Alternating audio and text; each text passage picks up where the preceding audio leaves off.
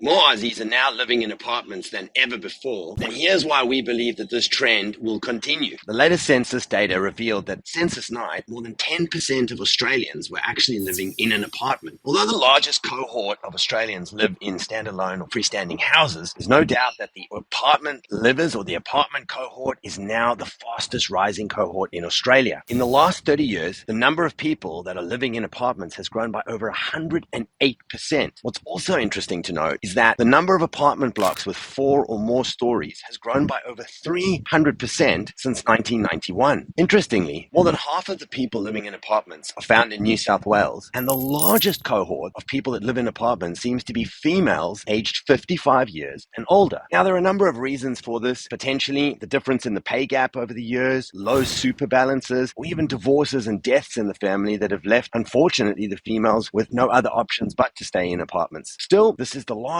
cohort, and we found that pretty interesting. More importantly, we believe that this trend should continue for some time. And here are just a couple of reasons. Firstly, let's start with migration. In February 2022, the Australian government opened up the borders, and this allowed international migrants and students to flood back into the country. Traditionally, both of these look to rent in apartments normally before they put their roots down in Australia, and this should place upward pressure on apartment demand and rentals in apartments. And of course, how can I not mention the price gap? The current price gap between the average house price and apartment price in Sydney is over 80%. And with rising interest rates and diminishing borrowing capacity, this is going to leave a lot of people with no choice but to look at slightly cheaper options like apartments. This is one of the reasons, just one, that we are so bullish on the apartment market for the next 18 to 24 months. Like or share for more tips and videos.